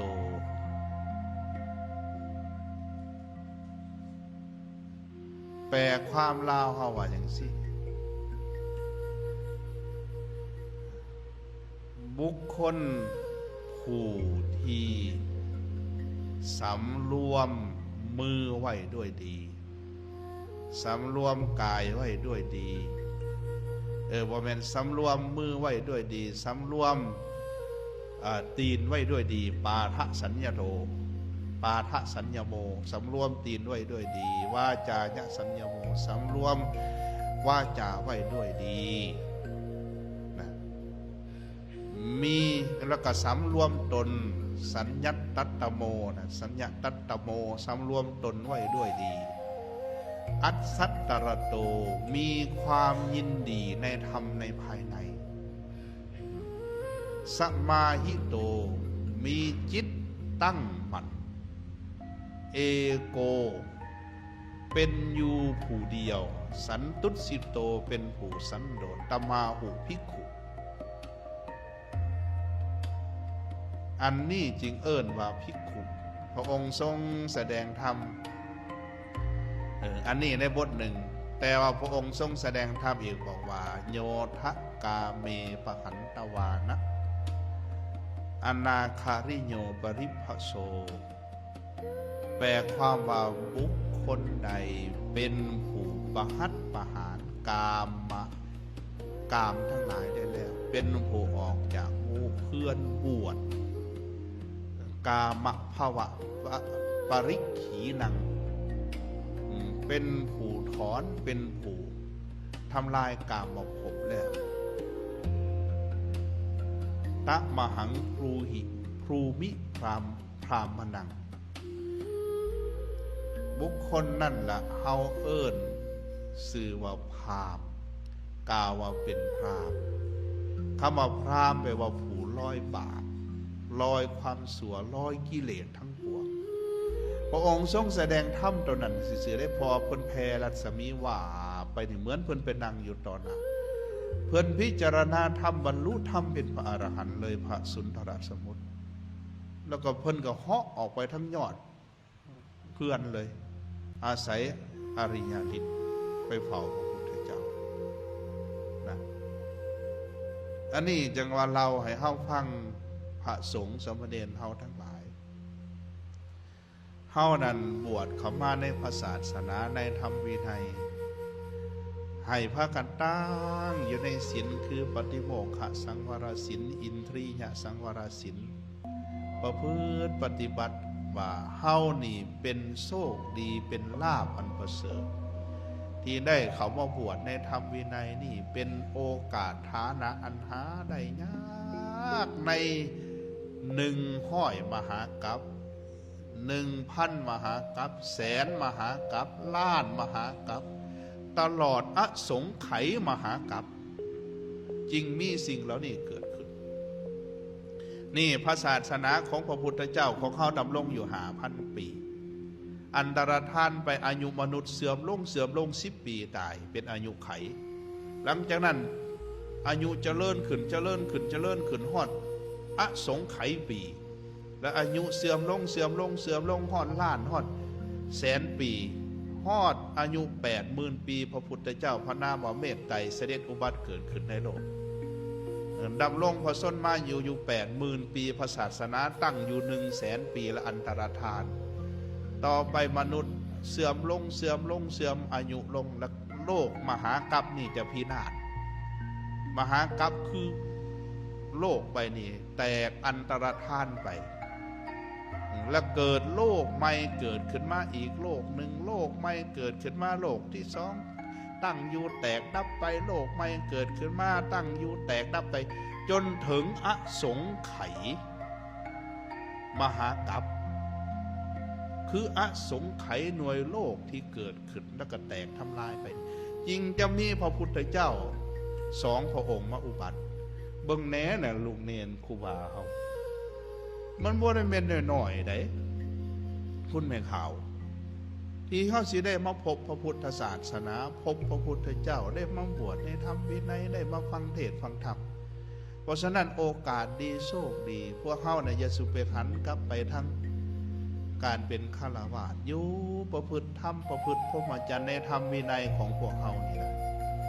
อายุเดี๋ยวนี้แห้งหน่อยมันบ่ฮ้อน100 ปีก็ตายผู้ฮ้อน100 ปีก็ข้านขี้โคกขี้โขยบ่เป็นตะเอาปานใดได้ปานนั้นก็ได้เป็นบ่ล่ะฮ้อน100 ปีปานนั้นก็ได้ไปเห็นคน100 ปีเลยนะโอ้ยบ่เป็นตะฮอดเด้อายุบ่ถึงฮอด100 ปีพวกเฮาก็จะล่มหายตายเสียจากไปพิจารณาเห็นธรรมแล้วนี่เฮาจะยินดีในการประพฤติพรหมจรรย์ได้คันบ่พิจารณาจังซั่นน่ะโอ้ยมีแต่วาดฝันสิออกไปสิเฮ็ดนั่นเฮ็ดนี่แล้วก็วางไปเอาจบมีสัญญาไล่สงกูนี่ไปเสื่อมต่อมันจบปริญญาตรีสิออกไปวางแผนจังซั่นจังสิเสื่อมต่อปริญญาโทแล้วสิมันมีวางแผนวาดฝันจิตหนึ่งนี่เนี่ยลัดในมือเดียวปุ๊บจังสี่เลยจิตมันเกิดดับแล้ว16 เถื่อเพราะฉะนั้นจินตนาการพระสงฆ์ที่จินตนาการวาดฝันไปนะนาที2-3 นาทีมันสำเร็จจะได้สร้างเพื่อนนะได้เมียคน1-2 คนแล้วก็บ่จักได้ลูกพ่อเป็นบอกเพราะฉะนั้นมันเกิดดับไว้นั่นมันเป็นเพียงแต่ความคิดสัวขามเกิดดับแล้วก็คิดอยู่จังสั้นขาดสติย่ำเลยไปเลยนั่นต้องได้พิจารณาธรรมจังสั้นได้ครูบาอาจารย์พิจารณาเห็นความจริงของชีวิตพ่อพระสัมมาสัมพุทธเจ้าพระองค์ทรงตรัสไว้เอว่าอัตตานันเจปิยังสัญญานะนังปาเปนะสังยุเสเมื่อทานหู้ว่าตนเป็นที่หักจงอย่านำตนไปในทางที่ชั่วในทางอันเป็นบาปนั่นนะหิตังสุลพังโหติสุขขังทุกขตะการินาเพราะว่าบุคคลผู้กระทำบาปบุคคลผู้กระทำความชั่วนั้นการที่จะได้มาซึ่งความสุขนั่นเป็นไปได้ยากนี่ไหนอันตะเกนาธิปันนัสสะชโหติมนุสังภาวัง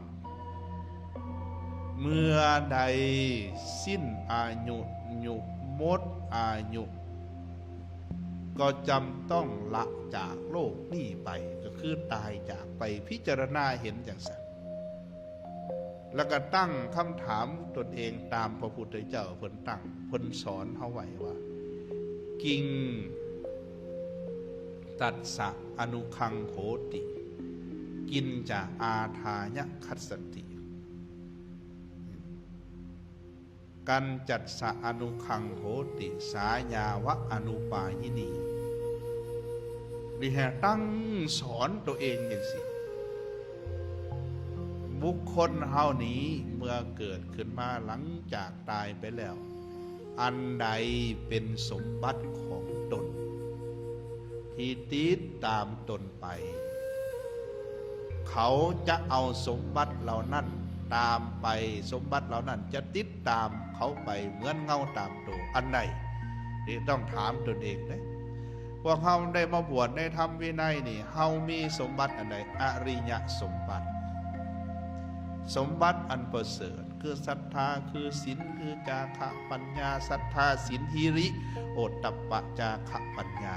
ตัวนี้เป็นสมบัติอันประเสริฐนั่นญาติโยมก็คือกันพระสงฆ์ก็คือกันวันจึงว่าปุญอุปโภปุญญัญจะปาปัญจะยังมัจโจกุรุเตหิทะเมื่อใดบุคคลนี้เหตุบุญเหตุบาปใดๆในโลกนี้บุญและบาปทั้งสองนั้นจะเป็นสมบัติของเขาโดยแท้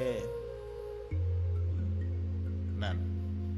ตันจัตสะอนุคังโหติตันจาอาทายะคัสสติบุญและบาปนั้นจะเป็นสมบัติติดตามเขาไปนั่น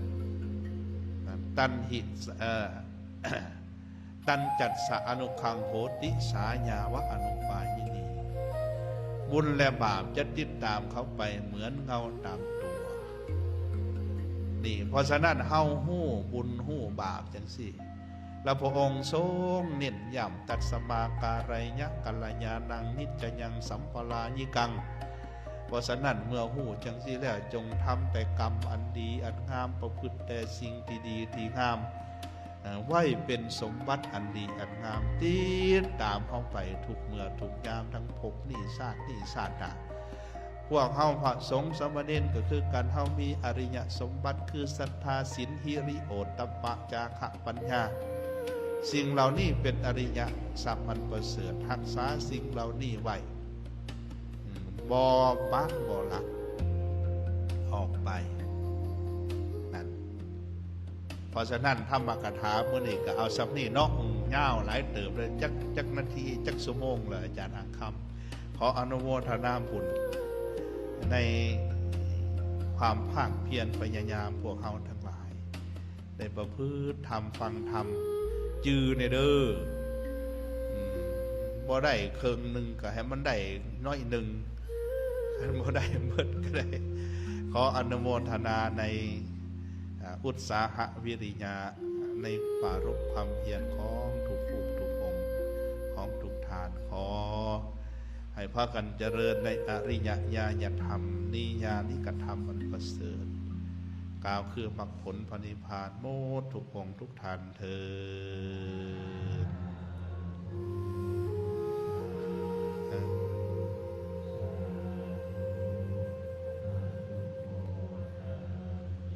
เอาแม่จันสุขคนว่าโอ้ยขอถามแน่คนว่า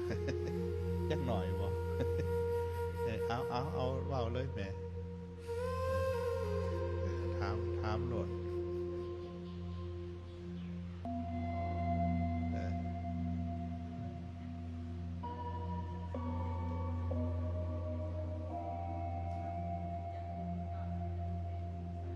อันใดก่อน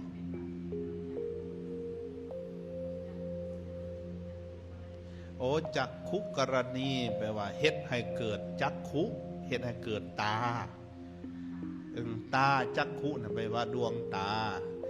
จักขุกรณีเฮ็ดให้เกิดจักขุเฮ็ดให้เกิดดวงตาคำว่าดวงตานี่ที่นี่หมายถึง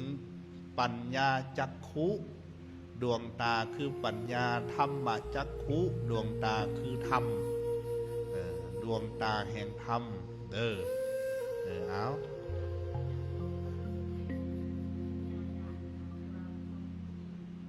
ความหู้ยิ่งหมายถึง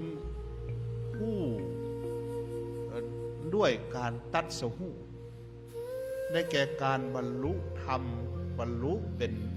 พระอรหันต์เป็นบรรลุอริยะตั้งแต่โสดาบันสกิทาคามีอนาคามีจนทอดอรหันต์เมื่อใดหู้ยิ่งในธรรมคือเห็นสัจจะความจริงในสังขารทั้งหลายทั้งปวงจนถอนตัณหามานะทิฏฐิออกนั่นเพื่อเอิ้นว่าเป็นผู้หู้ยิ่งอภิญญายะเป็นผู้หู้ยิ่งสัมโพธายะเป็นไปเพื่อการตัดสหู้นิพพานายะเป็นไปเพื่อนิพพานเพิ่นจะว่าย่ำคักเด้อภิญญายะสัมโพธายะนิพพานายะเพิ่นจะว่าเพิ่นว่าละเอียดเลยในธรรมในพระสูตรเอาสาธุเนาะขออนุโมทนา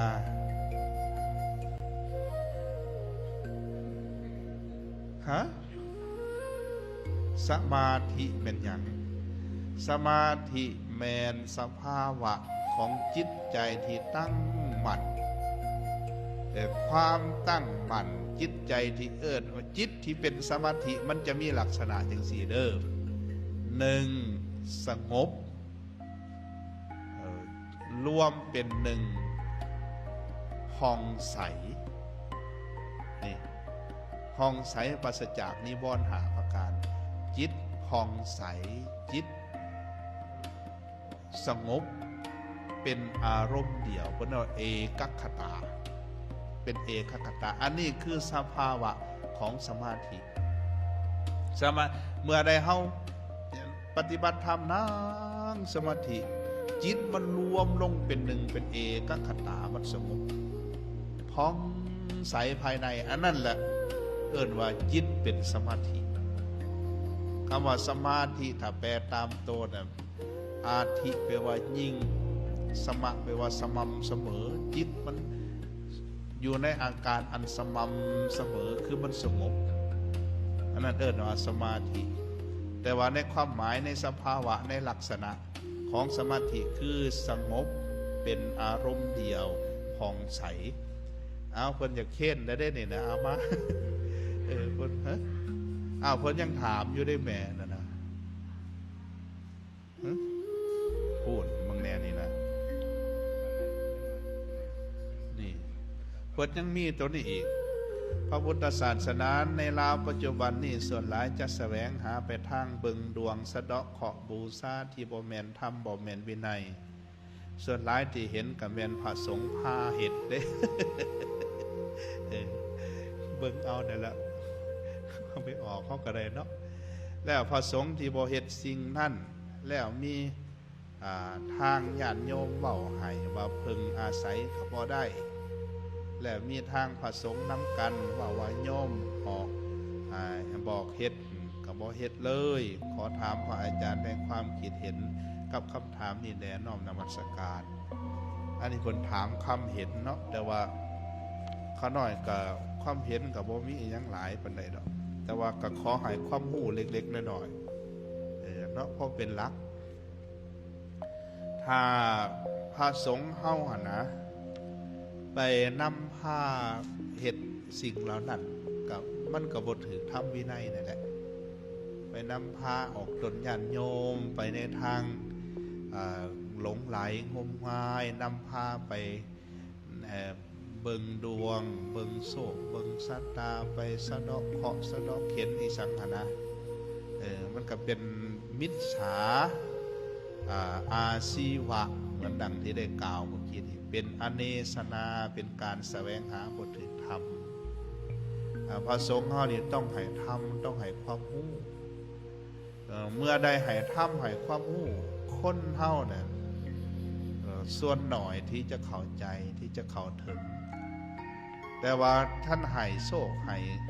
ของดีให้ของขลังให้แนวล่ำแนวรวยมามันเป็นเพราะมันถือกิเลสของโลก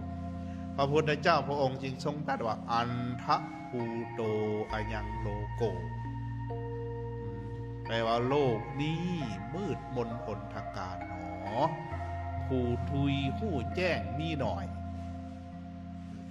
นั่นส่วนหลายคนส่วนหลายก็จังพากันติดหลงไหลมัวเมาไปบ่ได้เหมือนดังนกที่ติดตาข่ายแล้วยากที่จะหลุดพ้นไปได้นี่ก็ต้องได้ยอมหับเนาะตัวนี้ก็ได้ว่าเขามันเริ่มต้นจากเขาพระสงฆ์ก็ดีไม่ออกพอออกก็ดีมันเริ่มต้นจากเขาเมื่อใดพวกเขานี่ไปบอกคนอื่นแล้วเขาบ่เฮ็ดตามเฮาอย่าสุไปบังคับบีบคั้นธรรมของพระพุทธเจ้าบ่ได้บังคับบีบคั้นแต่หันมาว่าเฮาจะมาเริ่มต้นที่ตัวเฮาชาวพุทธเฮาทั้งหลายจะเป็นพระสงฆ์เป็นพอออกไม่ออกนั่นเอิ้นว่าพุทธบริษัทต้องเริ่มต้นที่ตัวของพุทธบริษัทเองว่าเฮาจะรักษาธรรมวินัยของพระพุทธเจ้าไว้เพื่อประคับประคองโลกนี่หรือบ่หรือว่าเฮาจะไปไหลตามกระแส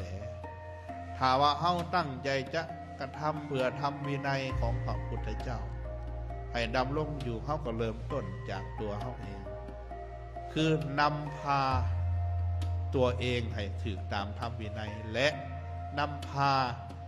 ออกตนญาติโยมไปให้ถึงตามธรรมตามวินัยแม้นว่าลำบากเขาก็ให้ภาคเพียรพยายามเพียรมันเป็นธรรมดาพระองค์ก็ยังทรงตัดไว้ว่า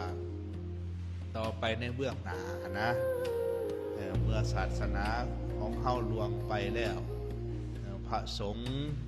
จะพากันเป็นผู้ย่อหย่อนในธรรมวินัยผู้ใดประพฤติทุศีลบ่ไปตามธรรมตามวินัยก็ได้อยู่ดีได้อยู่สบาย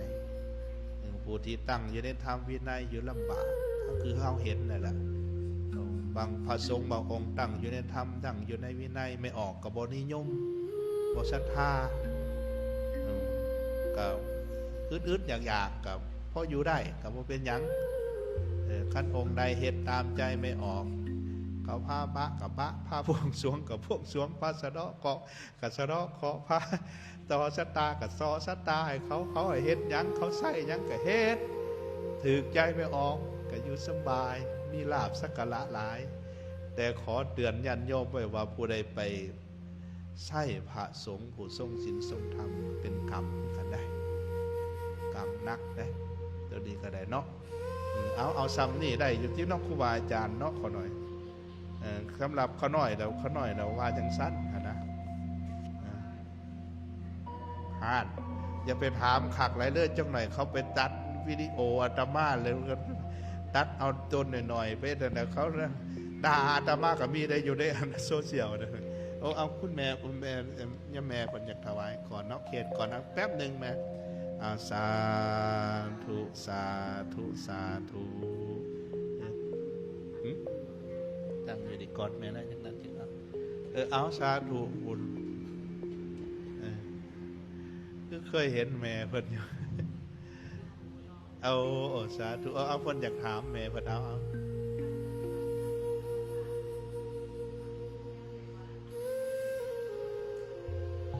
อย่าหู้นะใดว่าเจริญหรือถอยหลังเวลาปฏิบัติธรรม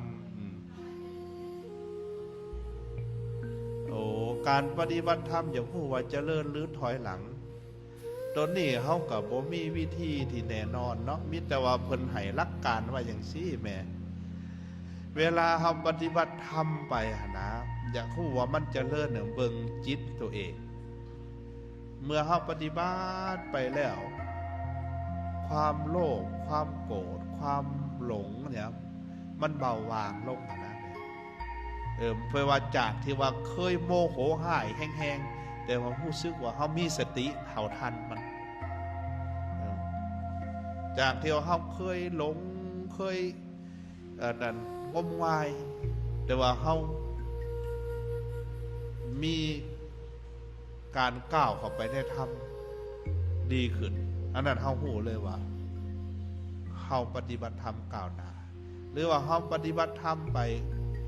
จากที่ว่าเขาเคยเป็นทุกข์ใจนำความยึดติดถือมันอันนั่นกระบอได้อันนี้กระบอคัก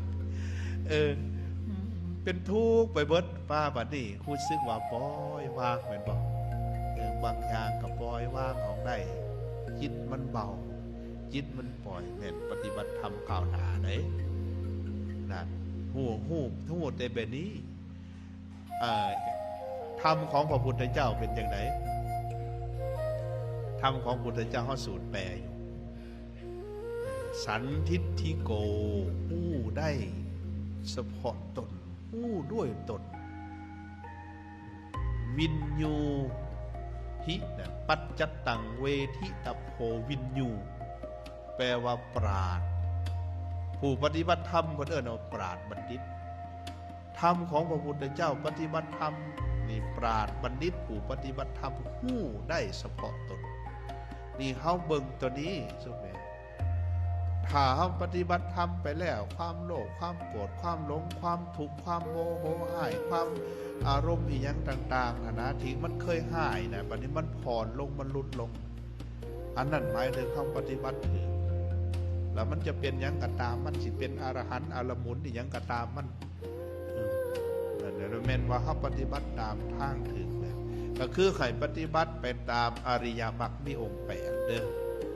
อริยมรรคมีองค์8หูอยู่ที่นี่ธรรมจักรนะหนทางอันประเสริฐ8ประการต้องปฏิบัติไปตามนั้นตั้งแต่สัมมาทิฏฐิสัมมาสังกัปโปสัมมาทิฏฐิก็คือความเห็นอันถูกต้องก็คือต้องเห็นไปตามธรรมวินัยเหมือนครูบาคนถามเมื่อกี้นี่นะ ว่าเขาต้องปฏิบัติไปตามธรรมวินัยหรือเขาจะไปเอาใจไม่ออกเดียวนี่นะปัญหามันเกิดขึ้นเสริมน้อยหนึ่งบางคนว่าโอ้ยเขาน้อยนะไปวัดไปว่าแหละเขาน้อยก็คือจังถูกอยู่เหมือนเวลาบางคนให้ทานแล้วก็โอ้ยจังมันยังถูกกว่าเขาพอให้ทานจักเถื่อเขาก็รวยเอาไปสิกบี้ได้เราก็ตั้งคำถามว่าคู่มือนี่คนในปัจจุบันนี่เฮาไปวัดเฮาไปฟังธรรมไปแสวงหาปัญญาหรือไปหาประโยชน์เฮามาสังเกตบางคนคู่มือแม่ไปวัดไปหยังมีไผเนี่ยว่าโอ้ยพ่อแม่ครูบาอาจารย์เทศเนี่ยเขาหน่อยฟังแน่เหมือนซุ่มแม่เฮาถามนี่เขาหน่อยอยากฟังธรรมเขาหน่อยมาขอสนทนาธรรมมีบอกไปวัดยามใดโอ้ยสะดอกคอเขาหน่อยแน่รู้สึกว่ามันช่วยโพดแน่เป็นอย่างสั้นไหนเวลาทำบุญก็โอ้ยสัตว์เด้อขอให้ผู้ขาได้ในเด้องวดนี่เขาคือได้แท้6 โตปันใดเด้สิฮอดขน่อยพระสงฆ์บางองค์บอกว่าโอ้ยแห่ถึงข้าวไม่ออกเด้อบัดนี้เด้อผู้อื่นได้แล้ว6 โตบัดนี้ให้ไม่ออกได้เด้อก็สาธุเลยแม่นบ่เอาก็สาธุบางหน่อยก็ได้แต่ความหวังนั่นเฮาไปวัดนี่ส่วนหลายน่ะไปแต่แสวงหาผลประโยชน์คือผลประโยชน์ของตนเอง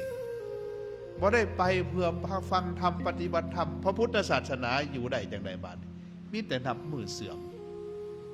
ก็เสื่อมลงเรื่อยๆอาตมาจึงว่าถ้าเฮาไปทำบุญไปแสวงหากุศลหรือไปหาผลประโยชน์คนโดยส่วนใหญ่เป็นจังซั่นเพราะฉะนั้นจึงรักษาศาสนาไว้ได้ยากคันเฮาบ่ตั้งตามธรรมคันไปแสวงหากุศลคือจังได๋คือไปบำเพ็ญทานไปละความเห็นแก่ตนไปวัดไปละความโกรธไปวัดไปฟังธรรมแล้วเอาธรรมมาประพฤติปฏิบัตินั่นเพิ่นว่าไปวัดแสวงหากุศลถ้าไปวัดไปแสวงหาผลประโยชน์ก็ไปหาบ่อนใดมันเป็นตาได้ก็ไปเท่านั้นแล้วโอ้ยองค์นั่นบอกเลขเก่งก็ไปเท่านั้นแหละแม่นบ่ล่ะองค์ในสูตรใบตาดิน ให้ได้ขายดีก็ไปครับบ่ได้แล้วแม่นบ่ล่ะองค์ใดสะเดาะเคราะห์เก่งก็ไปหาบ่นั่นน่ะวัดใดมีพญานาคขังศักดิ์สิทธิ์ก็ไปบนนั่นแล้วเป็นโบราณวัดใดมีพญาเวสสุวรรณศักดิ์สิทธิ์ก็ไปบนนั่นแน่มันก็เป็นอย่างสั้นอันนี้ไม่ได้โจมตีใครได้เรื่องว่าตามที่มันเป็นว่าสังคมเฮาชาวพุทธเฮาถ่ายังเป็นจังสิเฮาจะรักษาศาสนาไว้บ่ได้แล้วมันจะเสื่อมลงเรื่อยๆนะเพราะฉะนั้นพุทธบริษัทนี่ต้องได้สวยกันประคับประคองรักษาธรรมวินัยปฏิบัติตามธรรมวินัยเอาสำนีเนาะขออนุโมทนาสาธุองค์ได้ละบาทเอานิมนต์เสริมโรเดอร์เขาหน่อยผมเป็นอย่างเด้อเขาหน่อย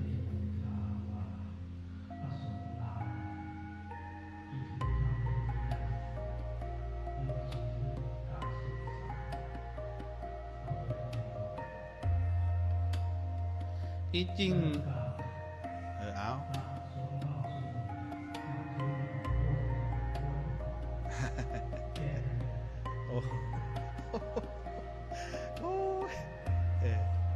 บ่ฮู้จักว่าสิแก่จังได๋เด้ออันนี้อัดโตบอลไปโดยไม่ออกไปประจบประแจงไม่ออกอันนี้ เอาตัวหนึ่งเนี่ยว่าสิถือธรรมวินัยหรือการศึกษาเป็นใหญ่ที่จริงการศึกษากับธรรมวินัยเป็นอันเดียวกันได้เขาหน่อยเพราะว่าธรรมวินัยของพระพุทธเจ้านั่นคือการศึกษาคำว่าการศึกษาในความหมายของพระพุทธศาสนาหมายถึงการฝึกฝนการอบรมการพัฒนาตนตามหลักพระธรรมคำสั่งสอนเพราะฉะนั้นธรรมวินัยก็ดีศึกษาก็ดีเป็นอันเดียวกันเขาหน่อยเขาก็ต้องถือธรรมวินัยนั่นแหละเป็นใหญ่นะเขาหน่อยเพราะว่าจะเป็นผงรวมที่นี่เขาจะแก้ไขจังไหนปัญหาพระสงฆ์ประจบประแจงไม่ออกไปโดยไม่ออกบางองค์ไปพูดแล้วหอดถือกระตุงกระตายก็จะพูดอะไรเป็นบ่ล่ะแลนครับว่าวน้ำไม่ออกก็โดยว่าวหวานบ่มวนตัวนี้ก็ยากอยู่ได้เพราะว่ามันแผ่กว้างขวางแหละญาติโยมกับ บ่ได้ศึกษาธรรมวินัยว่าอันใดควรบ่ควรแต่เอาตามใจตนเองขั้นพระสงฆ์องค์ใดมาน้อมมาโดยเจ้าของบทว่าโอ้ถือตัวเองสำคัญมากเป็นบ่ล่ะขั้นองค์ใดสงบสำรวมจังจะสำรวมตาสำรวมหูเป็นผู้อยู่ในศีลสังวรไม่ออกผลบ่มากโอ้ยพระขี้คุยหน้าบูดอยู่ตลอดจังมีเพิ่นคุยบ่ปากบ่เว้านำเขาว่าบ่เลี้ยวเบิ่งอ่ะนะมันก็โทษแต่พระบ่ได้ไม่ออกเฮาก็มีส่วนร่วมกันนั่นแหละต่อมาบัดนี้พระเฮานี่เฮ็ดจังไดจึงจะแก้ไขการประจบประแจงได้ต้องให้การศึกษานะต้องให้การศึกษาสถาบันการศึกษาสงฆ์เฮาตั้งแต่มัธยมก็ดีวิทยาลัยก็ดีต้องเอาเรื่องศีลตัวนี้มาเสริมเติมเขานะบางครั้งนี่เฮาไปเรียนวิชาการก็คือไปเรียนแต่ทำอย่างเป็นเน้นทำวิชาการหลายจนว่าขอปฏิบัติซึ่งเป็นศีลในปฏิโมกข์ก็ดีนอกปฏิโมกข์ก็ดีเขาสอนอยู่แต่ว่ามันบ่ละเอียดพระที่เพิ่นบวชเข้ามาใหม่บ่ฮู้ก็มี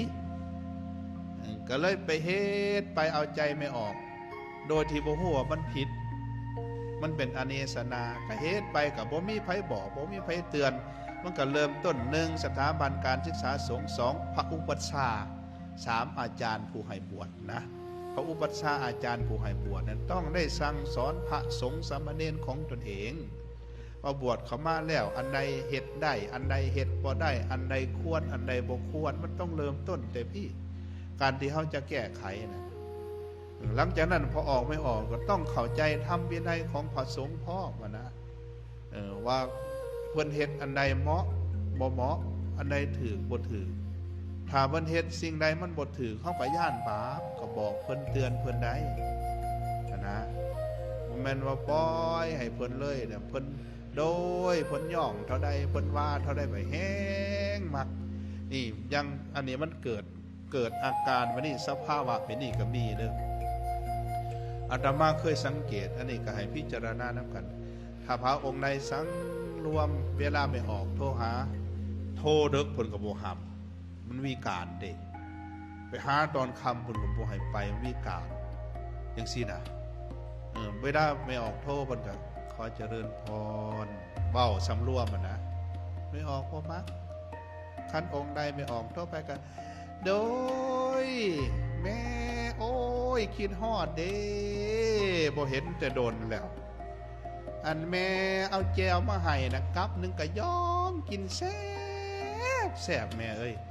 ไม่ออกดีใจเด้โอ้ยแม่บอกเขาหน่อยเขาน่าจะเอาไปฝากเด้อเอามาให้หลายกว่าเก่าแน่มันเป็นจังสั่นเขาสิแก้ไขจังใดอันนี้มันต้องพอออกไม่ออกน้ำกันเขาจริงจะแก้ไขได้